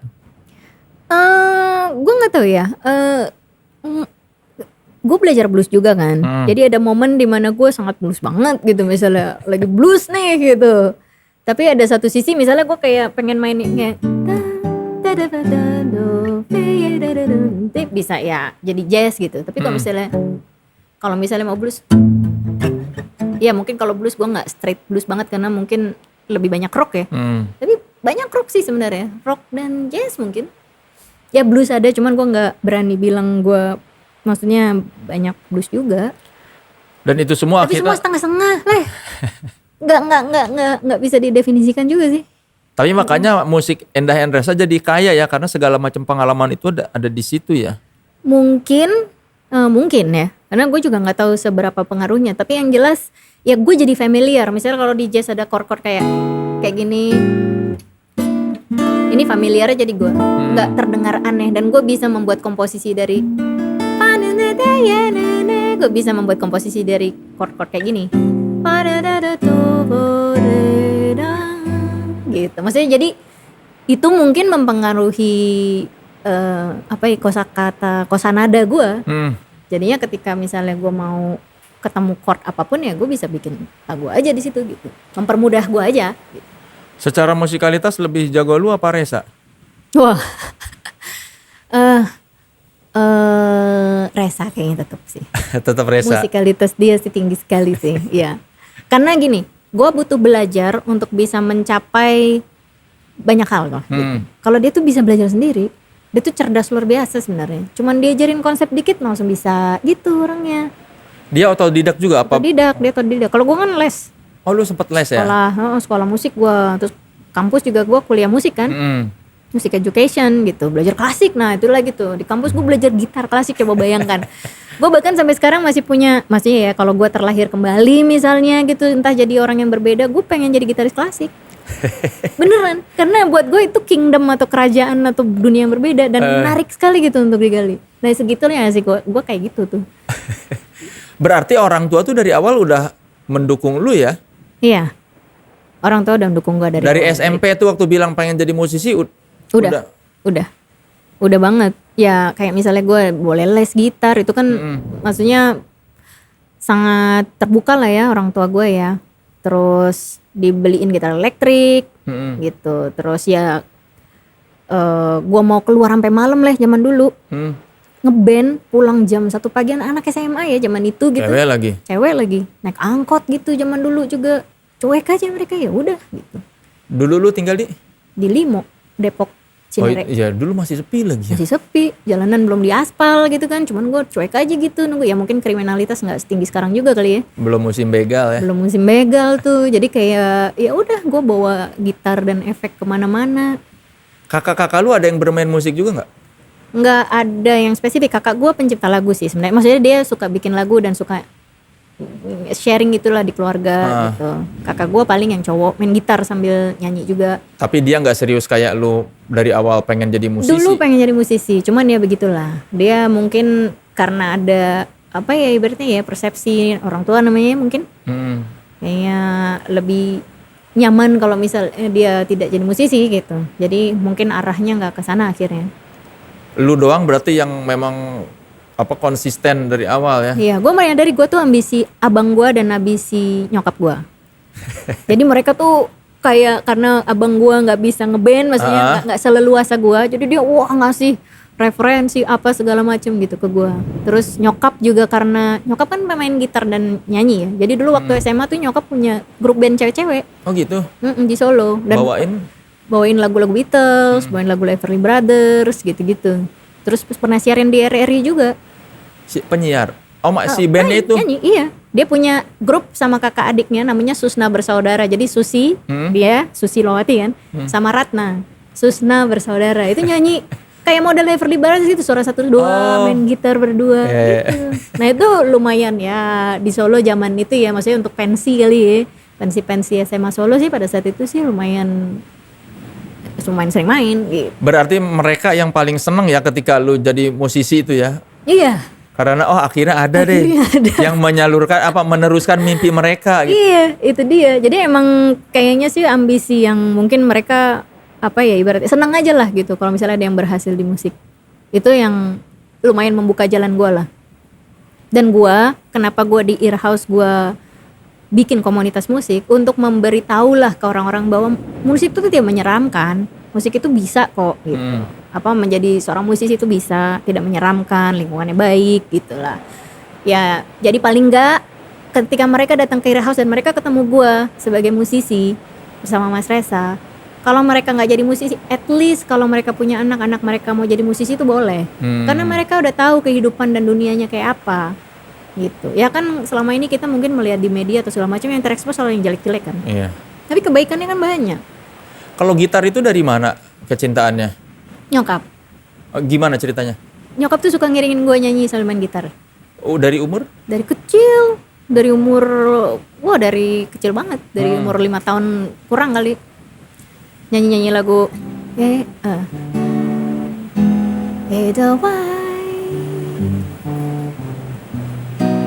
Edelweiss, every morning you greet me. Itu terus nyokap ngajakin nyanyi lagu-lagu Sound of Music. Terus Country Road Take Me Home gitu. Terus gue disuruh nyanyi suara duanya, diajarin To the Place. Gue nyanyi disautin dong, To the Place I belong gitu. Oke, Jacket on Fire lah dulu. Jadi kayak dia ngajarin ini bisa disautin dong, ini bisa dikasih suara dua gitu. Jadi dari kecil ya lu musikal itu ya, musikalitas lu tuh diasah ya? Iya, dari nyokap gua. Mama lah pokoknya, nyokap lah. Pertama kali lu belajar main gitar umur berapa pada akhirnya? Aku pengen belajar. Umur 5 tahun kata nyokap gua. Jadi tahun? Iya, jadi waktu itu ada mainan gitar kecil yang plastik itu tahu kan? Iya. Nah, kalau setiap kali nyokap main, gue tuh pegang itu, tapi gue bantingin terus katanya. So kayak nyokap gue feeling ini kayaknya karena bunyinya nggak enak deh gitu. Karena setiap kali gue selalu membanting gitar itu dan selalu pengen megang gitar ini. Karena digenjreng nggak enak. Nggak enak. Akhirnya ya udah nyokap gue kasih gitar yang ukuran asli. Gue umur 5 tahun ya udah belajar gitar. Nah ini, ini kan nggak senar lepas semua. Udah gitu, udah seneng banget wah. Gitu. Keluar bunyinya bener tuh. Keluar, ya udah. Habis itu gue SD mainnya When the Children Cry-nya White Lion. SMP Mr. Big, Dream Theater gitu. Nah SMA baru mulai les, kenal lah musik jazz di situ. Gue kenal yang namanya improvisasi, gue kenal lagu-lagu jazz standard, yang namanya jam session gue kenal di SMA tuh. Sama blues di situ juga gue kenal.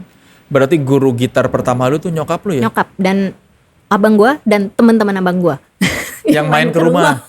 Jadi lu minta ajarin? Minta ajarin gue dong. Habis jago-jago banget leh. Main Van Halen, main apa. Terus kadang suka ada yang bawa gitar.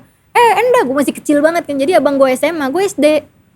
Gue kelas 5 SD gitu. Enda nih lihat nih, ini namanya gitar ini nih Electric Floyd Rose. Jadi yang bisa wah kayak Stevie gitu. Ada yang punya. Terus dipinjemin, gue boleh pakai. Ditinggal di rumah gue tuh zaman itu. Teman-teman abang gue. Percaya ya ngasih ke anak kelas 5 SD? Iya, gue juga bingung tuh nggak dibanding atau apa ya, cuman nggak tahu tuh. Jadi ya setiap kali mereka datang pasti ngobrol gitar sama gue, sama abang gue, diajakin lah gitu.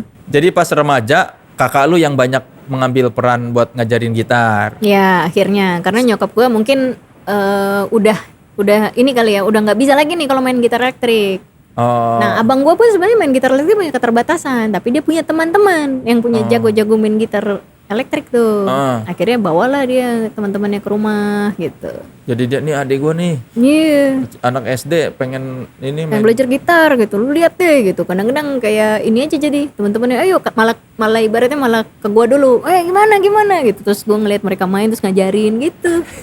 Lucu banget sih, emang gue inget-inget iya juga ya teman-teman. Lu juga dicekokin musik mereka kan pasti. Akhirnya makanya kadang kalau Reza bilang tuh gue salah zaman. Karena harusnya gue dengerin apa yang tren pada saat itu, gue enggak. Gue dengerin yang lain gitu. Ya karena lu dengerin dari orang-orang tua ya. Iya, ya gimana dong. Mana gue gak punya TV lagi pada zaman itu. Ah, enggak ada di rumah? Gak ada, gue 14 tahun gak punya TV. Karena Ada kemungkinan bokap gue pelit karena TV-nya rusak ya.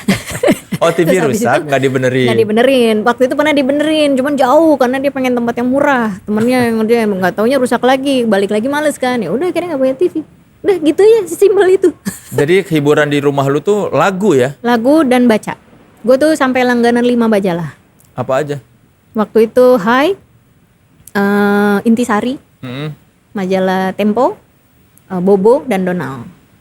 Ya zaman dulu kayaknya rata-rata pada langganan kalau Langganan. nggak Bobo Donald Iya, ya. iya, tapi itu dua itu tuh Bobo Donald tuh wajib.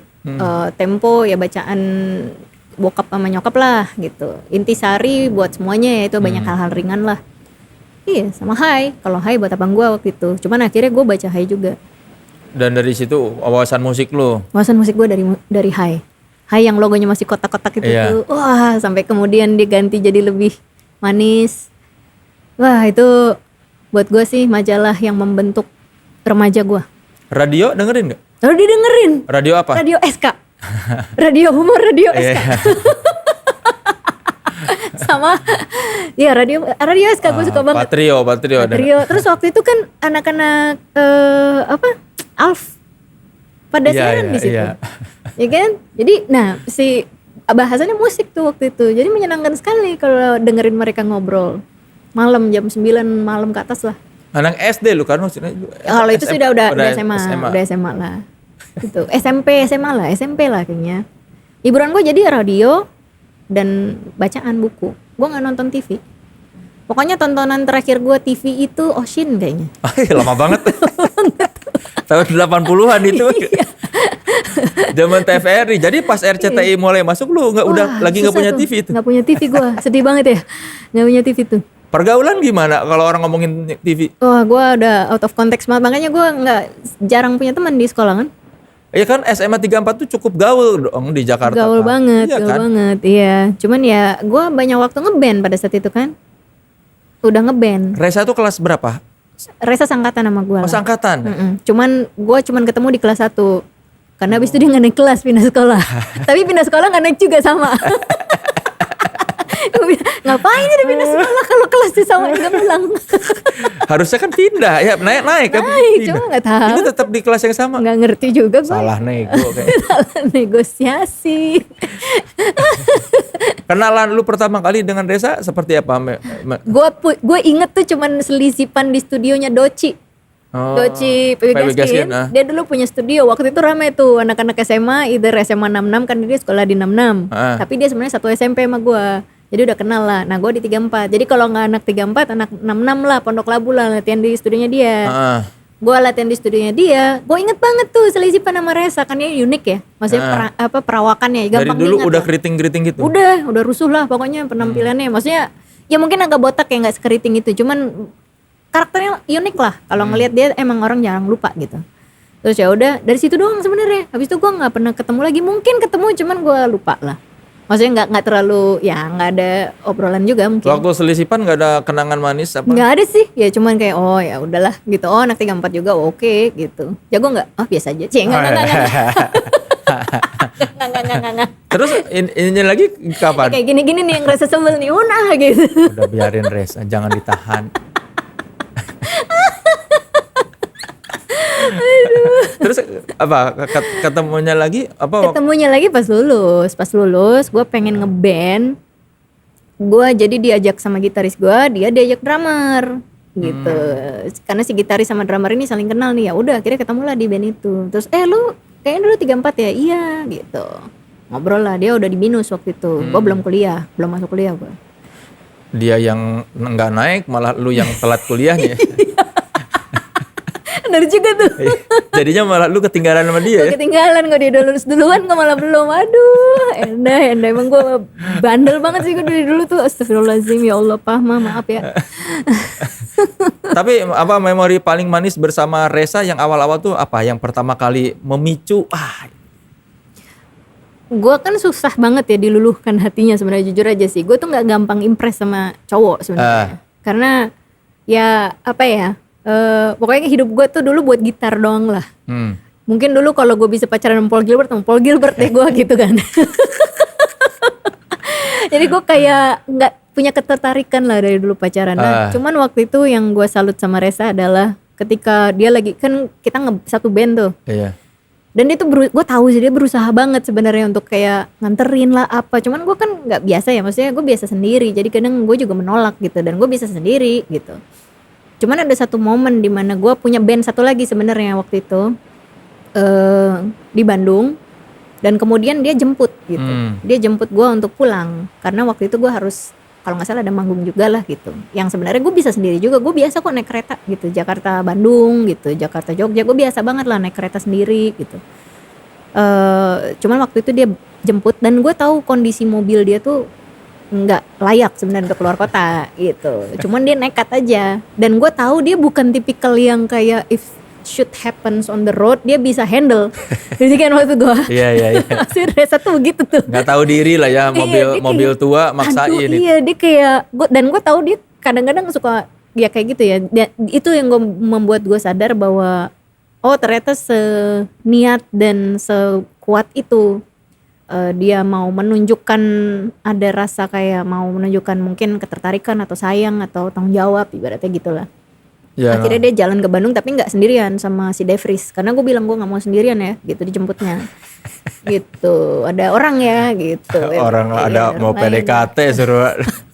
Gue waktu itu bilang gue nggak mau. Cuman akhirnya ada momen yang paling manis adalah ketika waktu itu di jalan tol, si drummer gue lagi tidur di belakang, terus dia lagi pegang apa sih namanya tuh, Popling, ya personeling, terus gue pegang tangannya gitu, kayak oke, gitu, kamu lulus ya. Banget gue. Di kilometer berapa tuh? Wah, gue lupa lah. Pokoknya pada saat itu emang yang namanya jatuh cinta dibilang lupa segalanya, itu emang bener sih. Di momen itu akhirnya gue kayak oke lah, gue gak peduli nih perjalanan AC mati lah, apa udah menyiksa banget, cuman gak apa-apa lah gitu. Oh, jadi lu yang inisiatif megang tangan dia ya, gitu? Akhirnya ya, maksudnya bukan akhir ya sih, tapi maksudnya akhirnya gue memberikan sinyal bahwa gue memberikan sinyal lah ibaratnya untuk membuka diri gue sama lu gitu. Ya, terus dia gimana, GR? Lupa gue sih. Apa ya? Mungkin GR sih kayaknya, pasti GR sih ya. Ya pastilah.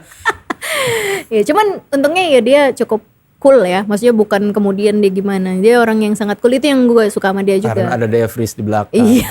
Coba kalau nggak ada orang lain, pasti dia udah GR gitu. Oh iya benar-benar. Si Devrisnya ngintip apa enggak? Gue nggak tahu sih, tapi ya at least ya sejauh itu cuman itu aja yang kami lakukan pada saat itu ya. Tidak lebih jauh lagi. Gitu lah kira-kira le. Itu buat gue sih momen termanis, karena mungkin di situ juga sih gue akhirnya menerima laki-laki dalam hidup gue gitu. Ya, usaha maksimal, tidak membohongi hasil. Tidak membohongi hasil. Dan emang mungkin jangan-jangan emang itu yang gue cari selama ini gitu. Gue tuh kalau berhadapan dengan laki-laki, gue pengen tahu seberapa sih, apa cuman buat sekedarnya atau lo ada maunya atau apa, kayak gitu loh. Lu berapa kali pacaran? 2. Sebelum Resa 1? 1. Itu berapa lama? 6 bulan doang. Oh, sebentar. Gue bahkan punya lagu buat dia. Ada apa? Ada. I used to have a boyfriend who loved me so much. Yeah. I used to have a Saturday night with a lovely candlelight. Tapi itu emang benar, dia tipikalnya romance gitu. Oh. Terus when I fell asleep, oh he kissed me good night. I was so flattered. Yeah. I wanna fly among the stars. Yeah, gitu. Terus bukan ref sih. But now I am alone and sing a lonely time and sing this bluesy tunes. Ya asik, jadi kayaknya blues gitu karena udah putus. Iya. Bahkan gue punya lagu buat si cowok itu. Apa? Itu tadi lagu yang gue ciptain. Oh iya. Sama Resa malah nggak punya, gue belum nyetain lagu buat dia malah. Itu udah direkam belum? Belum. Kenapa? Lu nggak mau? Lu tak malu mau bilang ke Resanya? Enggak sih, Resa tahu, cuman kayaknya Apa ya judulnya? Since you've gone, I feel free, but there's emptiness in me. Ini enggak ya, ini kayak biar ya itu aja Iya. lagu-lagu cinta. Iya, terus since you've gone, I always stay awake and I'm thinking of you. I'm just a little girl who don't know anything about love. Asik. Asik. Terus I'm just a little girl who don't know anything about you. Since you've gone. Cia, ya biar Emang kayak umur berapa? SMA lah. Eh, SMA lah itu. Ya itu kan, ya maksudnya gue emang pada saat itu suka bikin lagu, terus gue bikin apa ya, wah nih bikin lagu 6 bulan jadi lagu ya, hubungan 6 bulan jadi lagu. Lu sama Reza bertahun-tahun nggak ada satu lagu yang mendedikasikan buat dia. Iya bener juga ya, nggak ada emang, lucu juga nih. Mungkin nanti ada kali. Habis udah bikin lagu terus bareng kan Le? Iya ya. Terus ya udahlah gitu. Jadi lu katanya sempat ditawarin sama siapa, produser apa, George Duke ya, waktu Java iya, Jazz iya. 2005. Nah iya tuh. Lu tolak kenapa? Itu gue nggak tahu keputusan bodoh atau enggak ya. Cuman emang waktu itu di Java Jazz gue main sama Starlight. Starlight tuh band cewek-cewek. Yes. Ada Sheila, ada Rico waktu itu sama Alsa. Alsa sekarang drummer Erwin Gutawa. Nah gue main di situ waktu soundcheck, manajernya George Duke tuh suka banget sama suara gue, sama gue lah ibaratnya. Terus gue dipanggil lah ke backstage dan gue ketemu George Duke. Ditanya sama dia, kamu mau nggak ke Amerika? Kita biayain lah gitu. Kita kalau misal di sana kami produserin gitu. Kita lagi nggak punya, maksudnya lagi pengen memanage dan merekam penyanyi perempuan lah gitu, jazz gitu. Padahal gue suara gue kan nggak jazz banget ya, tapi kata dia gue punya uniqueness lah katanya gitu. Gue tanya, gue main gitar apa enggak? Ya bisa main gitar, bisa enggak, kita lihat komposisinya gitu. Nah cuman itu lumayan agak sulit sih keputusannya ya. Enda Henresa tuh baru terbentuk dan gue juga sudah pacaran sama Resa, itu satu. Yang kedua, gue tuh baru setahun kuliah kalau nggak salah, jadi baru masuk semester kedua. Dan gue janji sama nyokap gue untuk menyelesaikan kuliah gue gitu. Berarti kalau misalnya gue kesana ada sesuatu yang tertunda lagi, karena kan gue lulus 2001, gue baru masuk kuliah 2004, jadi ada 3 tahun tuh gue gak kuliah kan. Nah begitu gue masuk kan gue bertekad tuh, oke nih gue mau nyelesain. Tiba-tiba ada kayak gitu. Jadi lumayan agak berat sebenarnya antara meninggalkan Resa dan ibaratnya berarti karir yang lagi gue bangun gitu ya di sini gitu, sama janji gue sama orang tua. Cuman ya akhirnya gue milih untuk menolak karena gue merasa kayaknya kalau ternyata ini gue nggak penuhi, gue menyesal nih. Terutama janji gue sama orang tua menyelesaikan studi gitu. Karena dan bener nggak berapa lama kemudian nyokap gue meninggal kan. Jadi gue merasa paling nggak gue udah nyelesain studi gue nggak melanggar janji gue, itu sih. Jadi kecintaan lu sama nyokap dan sama Resa yang membuat lu menolak go internasional gitu ya? kan? Kesimpulannya gitu ya? Iyalah. Kalau lu nggak sayang sama mereka kan lu pasti tergiur go internasional. Iya mungkin ya. Ya mungkin sih. Cuman gue orangnya lebih megang janji aja sih. Maksudnya lebih menepati ya. Kayak misalnya Resa gitu. Resa nanya sama gue, terus aku gimana ya? Bukannya kita udah mau membangun karir bareng-bareng gitu. Dan gue kan orangnya nggak tegaan ya. Kayak aduh kesian banget Dia nih. udah melas-melas gitu. Iya terus. Dan gue tuh memang ya karena misalnya gue udah sayang sekali sama Resa dan gue percaya gitu. Entah ya di tahun pertama gue pacaran sama dia tuh gue udah yakin gue akan sama dia gitu. Seumur hidup gue. Maksudnya dalam arti gue sudah memiliki keyakinan itu gitu. Jadi kalau misalnya harus gue tinggalkan kesempatan itu, gue nggak tahu apakah gue nanti bisa menghadapi ketika gue kehilangan orang yang gue yakin I will spend my rest of time with him gitu. Jadi ya gue mendingan apa yang buat gue realistis aja justru. Yang udah jelas di depan mata, mendingan lu urusin itu gitu. Iya, dan gue membangun mimpi gue bareng-bareng. Nah tujuannya kan main musik juga kan. Iya. Mau itu go internasional kayak mau cuman di Pamulang doang. Kalau selama gue masih bisa main musik kan gue seneng-seneng aja. Berarti Resa tuh waktu denger lu ditawarin sama George Duke tuh bukan mendukung tapi juga tidak menghalangi ya, cuma aku gimana gitu. Iya kan, jadi kan gue yang harus mikir emang orang itu suka gitu tuh. Terus aku gimana ya nanti, gitu doang. Tapi terserah kamu, cuma nanti aku gimana ya. Udah, itu adalah kata-kata dia yang membuat gue nggak bisa tidur. Karena sebenarnya keputusan di gue. Orang kita juga belum, maksudnya nggak ada kata-kata pernikahan pada saat itu kan. Hubungan pacaran kan bisa aja putus. Apa yang bikin lu yakin sama dia? Maksudnya kan lu bilang baru pacaran. Oh nggak tahu sih. Lu kan pasti juga gitu kan sama istri lu kan. Zaman dulu lu punya keyakinan itu kan sebenarnya. Iyalah pastilah ya enggak? Lupa.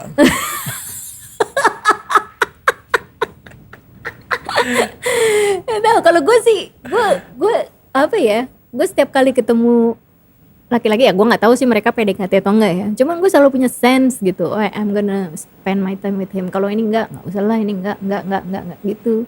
Ya baru Reza aja sih yang gue ngerasa gue bisa nih kayaknya sama orang ini gitu. Makanya ketika dia ngajakin bikin band, ngajakin menikah, lu udah yakin itu ya? Udah yakin. Kayaknya mungkin dia satu-satunya yang jujur kali sama gue. Jujur soal apa? Apapun. Dia is very honest. Nggak ada sesuatu yang ditutupi dia tuh. Nggak pernah ketahuan bohong gitu nih? Nggak pernah. Ya pernah sih, cuman bohongnya bohong-bohong lucu. Jadi apa? Waktu itu gue ngajak makan di Pizza Hut. Terus tiba-tiba dia bilang, aku trauma makan di Pizza Hut. Ya entah dulu pernah dijahatin siapa atau mantan. Tapi pokoknya gue terkesannya begitu ya. Nggak taunya berapa waktu kemudian dia bilang karena dia nggak punya duit. Karena dia harus bayarin kan. Dia harus bayarin. Kenapa alasannya trauma sih? Itulah makanya gue bingung ya. Mungkin kalau dikira nggak punya duit kayak ya gimana gitu. Gue akan meninggalkan. Tapi kan nggak tahu juga ya awal-awal pacaran. Berapa bulan? Kayaknya baru sih itu. Makanya dia kayak masih mencoba. Ya untuk hal-hal kayak gitunya ya udahlah ya gitu. Kenapa alasannya trauma loh? Kenapa? Aku trauma aku makan di Pizza Hut. Bingung gitu kenapa? Nggak taunya habis itu setelah punya duit makan Pizza Hut terus gitu. Wah. Ternyata dulu dia trauma harus bayar mahal. Bayar mahal ternyata. Padahal gue bilang kenapa nggak bilang aja sih. Tapi dia emang cerita gitu cengengesan. Dulu aku gini. Wah kenapa nggak bilang aja sih? Ya kan malu. Oke sip. Ya itu doang sih kebohongannya. Sisa-sisanya sih ya mungkin gue gak tahu. Tapi gue rasa it doesn't matter anymore. Itu udah urusan dia sama Tuhan lah. Berarti udah berapa belas tahun dulu sama Reza bermain musik? 2004 tuh masuk 18 tahun ya? 18 tahun? Iya tahun ini 18. Selama 18 tahun yang paling manis ada gak yang paling ingat? Wah ini gue manis banget sih kenangan bersama dia. Kenangan bermain musik. Banyak banget sih kalau itu sih. Kalau kenangan manis bersama dia tuh banyak banget. Nggak terhitung, cuman emang yang paling manis adalah ketika kita memutuskan untuk beli komputer pertama kali untuk ngerekam lagu Enda dan Reza itulah. Itu kita mempertaruhkan semua uang yang kita kumpulin mungkin 3 tahunan ya, karena kita main reguler untuk ngumpulin duit nikah. Kita pertaruhkan untuk beli satu PC, waktu itu zaman itu quad-core tahun 2008, berarti udah tinggi banget speknya. Ya emang buat investasi 5 tahun ke depan lah gitu. Uang kawinan kita habis. Tadinya rencananya mau nikah tahun segitu, cuman habis, ya udah. Itu sih, kayaknya gue rasa itu jadi momen termanis ya, karena ada pertaruhan ya di situ ya. Ibaratnya kalau ini nggak berhasil gimana ya, kalau ternyata kita putus gimana ya, itu kan banyak tuh. Bagi-baginya gimana ya, duitnya habis apa gitu. Cuman ternyata, ya sampai sekarang.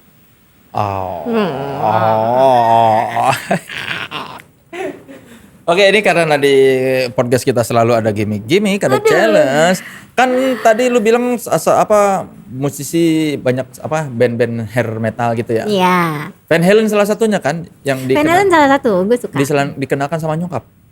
Sama abang gue. Sama abang. Iya, tapi nyokap gue ngefans banget, hampir ada satu momen tiap hari dengerinnya Sammy Hagar terus.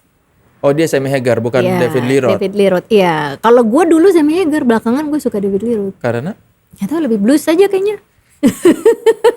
Nah ini challenge dari podcast Naik Kelas adalah ada lagu Van Halen yang paling berkesan buat tuh, paling wah ini gue suka banget nih lagu ini. Wah itu banyak ya, tapi mungkin karena ini berkaitan hubungan gue sama nyokap gue suka banget When It's Love. Nah coba gue pengen lu menuliskan lirik lagu When It's Love. Gue gak apa. Di googling. Di googling aja. Boleh googling kan? Boleh. Bukan lagu sendiri nggak apa-apa, nggak hafal. Ini nanti merchandise-nya bakal mana laptop itu lirik. When It's Love.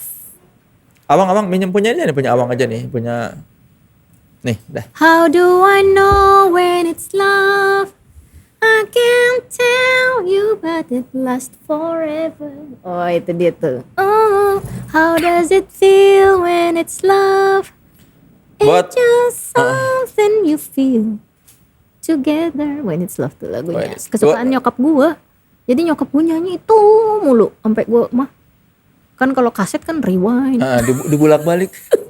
balik, puter lagi. Waduh, nyokap gue. Sempat putus nggak kasetnya? Nah itu gue beli sampai 3 kali tuh nyokap. Ya Allah, Masya Allah nyokap gue. Almarhum ya, tapi emang beliau suka sekali sama lagunya itu. Ini buat teman sekelas yang mau beli merchandise podcast naik kelas, silakan. Ini ada di e-commerce-nya kita. Ada di sini nih merchandise-nya Authenticity dan podcast naik kelas ya. Oh ini aja, how do I know when it's love? Gue tulis ya. Iya. How do I know? Gitu.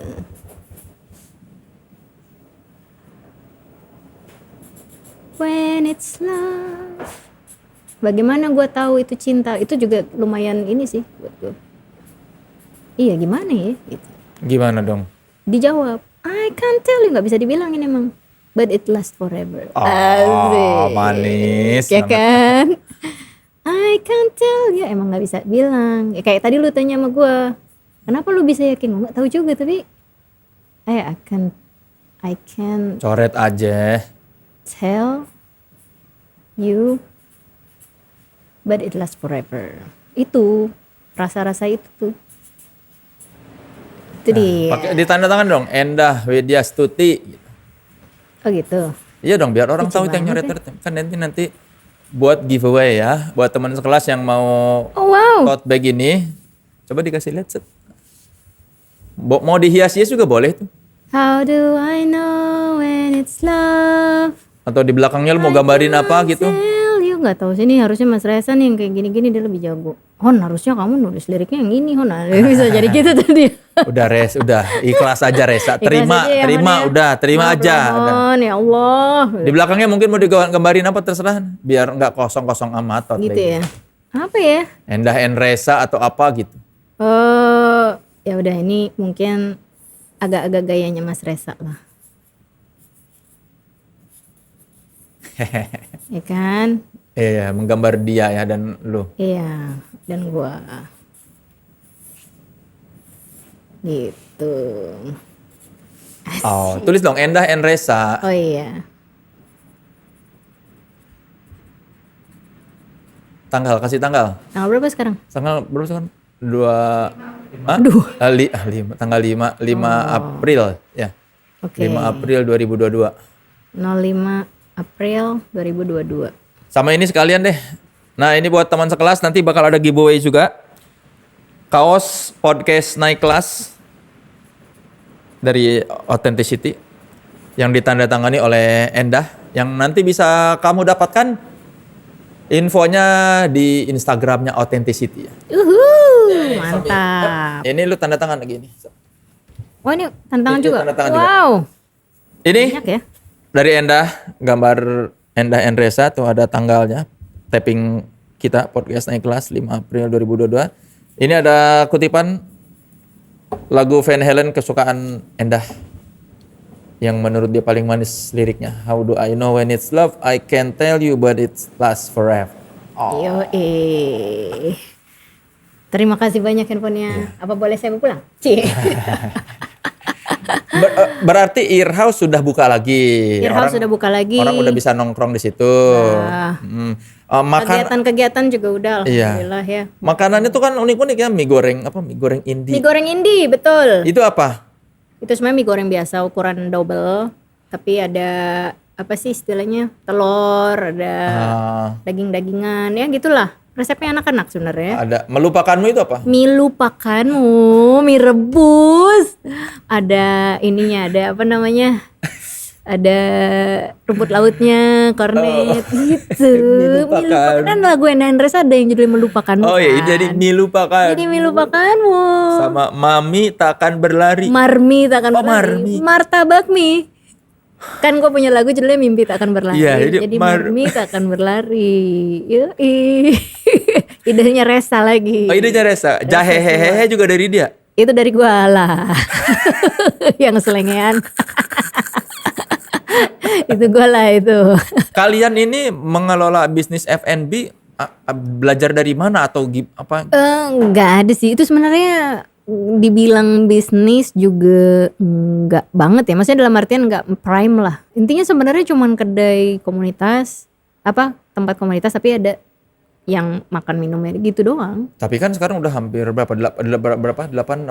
Berapa tahun sih? Itu dari 2013. 9 ya? 9 tahun. Oh iya ya, emang juga. Mempertahankan bisnis F&B 9 tahun bukan sesuatu yang mudah loh. Ya karena emang bukan bisnis F&B. Tapi kan ya berarti lu operasional dari mana?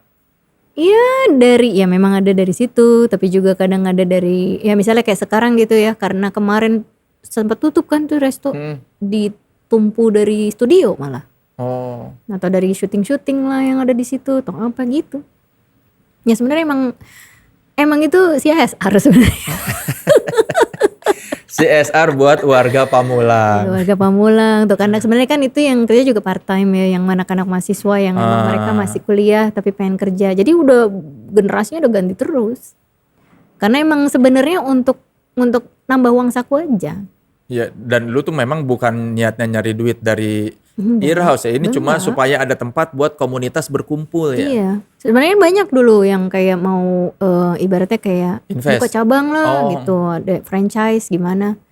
Cuman ya buat gua nggak kesana ya. Memang maksudnya spirit itu tuh yang harus dijaga, energi gua, Reza dan Randy ya yang ngebantuin manajer gua untuk kayak ngejaga ini. Emang harus ya community based tempat ini. Supaya tetap ada kebebasan berekspresi, supaya tetap ada tempat untuk penyaluran kreativitas, jadi wadah teman-teman yang mau manggung. Kalau misalnya mungkin sepenuhnya nggak dipegang gue, yang tadinya jadi bisa manggung jadi nggak bisa, kan khawatirnya ada kayak gitu tuh.